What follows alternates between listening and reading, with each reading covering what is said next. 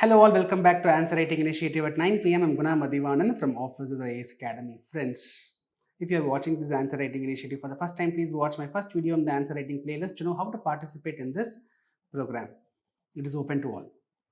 So, the question which I gave yesterday, in the last video, is regarding BEPS. What do you understand by the term base erosion profit shifting? Examine the impacts of BEPS and measures taken to address the issue. Yesterday's current affairs hit list topic was regarding BEPS. I have explained in detail about what is this BEPS. If you want to know what is BEPS, please go and watch that video because here I am not going to explain. Please watch that video, right, for more clarity on this concept of BEPS. So, what is the definition of BEPS? You can start with the definition. What do you understand by BEPS? Just explain the definition of BEPS. It is a tax planning strategy carried out by the multinational companies. They exploit the gaps in the tax rules of different countries for their advantage. So these multinational companies, they misuse the gaps available in the tax rules in different countries, and they exploit the gaps for their advantage. That is BEPS, base erosion profit shifting. Because of this BEPS, globally, more than $200 billion is being lost around the world. Many countries are getting affected, particularly developing countries. They are affected a lot because of this BEPS. Because developing countries, they depend more on the corporate taxes. Corporate tax is a huge tax revenue for the developing countries. So these corporate taxes will be affected because of BEPS. So developing countries will face a huge impact. So the question, explain about BEPS in the introduction. Then you can explain the adverse impacts and the measures taken to address the issue. So impact, as I was mentioning, you highlight that developing countries, they depend on the corporate tax revenue. Because of BEPS, that is getting affected. So the revenues to the developing countries is getting affected. Since the revenues are getting affected, the developing countries, they are not able to have sufficient resources for achieving their social targets, right? Globally also, even developed countries, they also get affected because of this reduced tax revenue. And not just that, these MNCs, they will get an undue advantage. They will use these kind of technical, sophisticated tax planning strategies. They will end up saving a lot of money. But what about the domestic companies? The domestic companies, they cannot exploit these mismatches because they are operating only within one country, right? So what happens? These domestic companies, they will have lesser advantage when compared to these MNCs. So you will not have a fair competition in the economy. You will not have a fair competition. And these money, through tax planning, the money goes outside the tax base and it will come back to the country. That is money from India. You watch that video, you will know. I have explained the example. Money from India under the BEPS strategy, it will go to Mauritius. And from Mauritius, it will come back to India through various means, right? So when it comes back to India, it will be invested in the company back. So it will manipulate the share value of the company.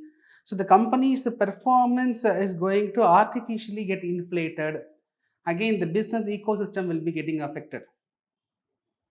Right?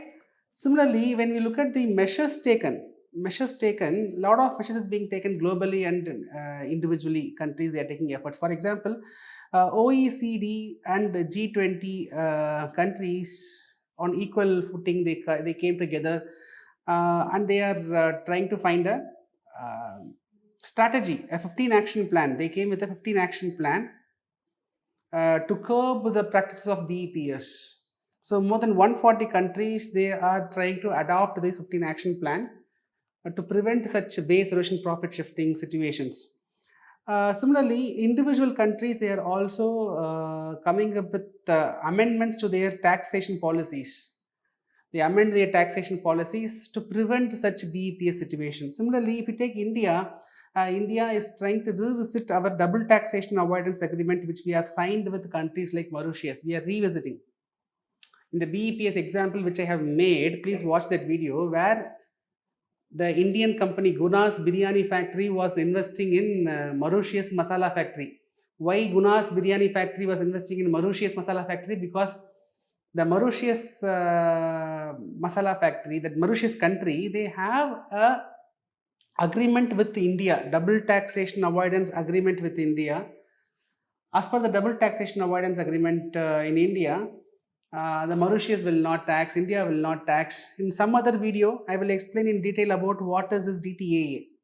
Just understand that India has an agreement with Mauritius, which is favoring more Mauritius, right? And Mauritius being a tax haven, low tax destination, the biryani factory in India was transferring money to Mauritius, will end up making huge gain. So simply understand DTA. I will explain in a separate current affairs list video. But simply understand that India, by looking at the flaws, by looking at the mismatches in this DTA agreement, which we have signed with other countries, which we are revisiting. Similarly, automatic exchange of information agreement, which we are signing with other countries, India particularly, you take, we are signing AEOA agreement with other countries. That is, we are signing with Switzerland. So we are signing with Mauritius. We are signing with other countries, Singapore. So what happens when we sign uh, between these countries? There will be automatic exchange of information regarding the investors, who is investing, who is transferring money. Both the countries' tax department will cooperate to automatically exchange the information. When the information is exchanged, we can pinpoint who is involving in this round tripping.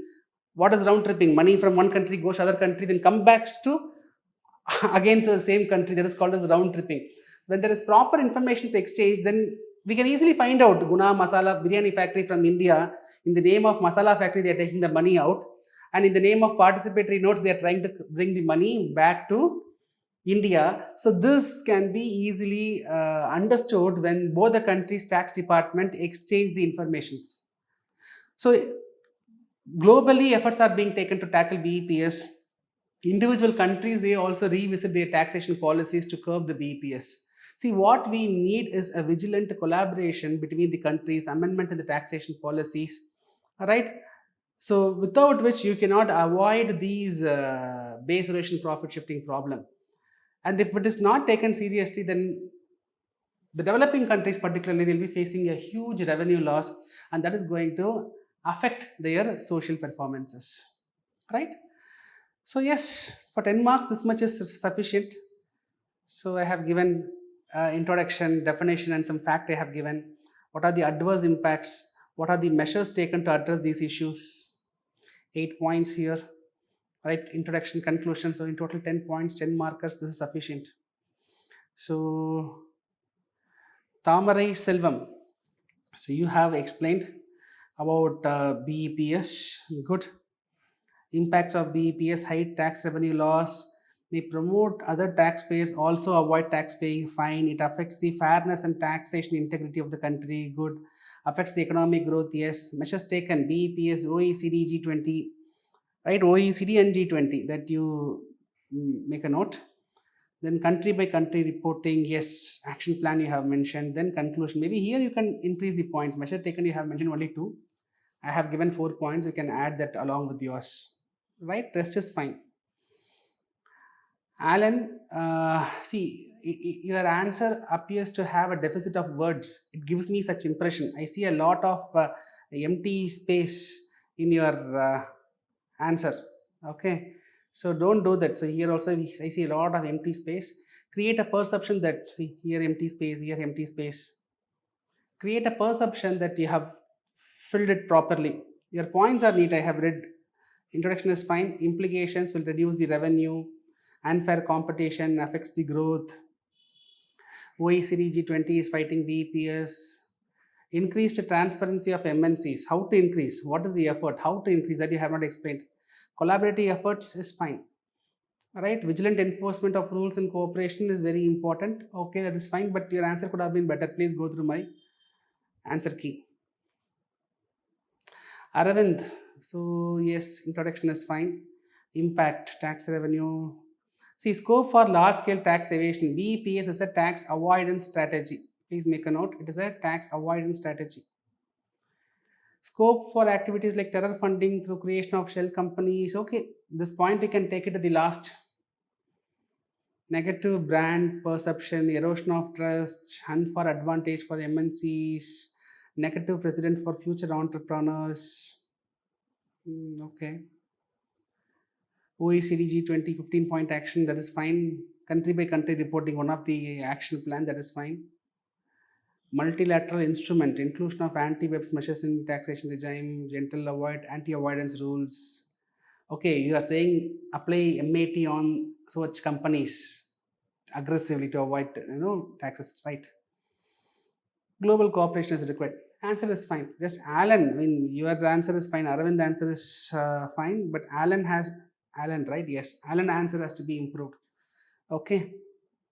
So the question for today is explain the difference between the computing methodology of India's GDP before the year 2015 and after the year 2015. It is a pre-YQ. It is a previous year question. Okay. So write a precise answer. I hope this initiative is adding value to your preparation. I will see you in next video. Till then, bye. Take care.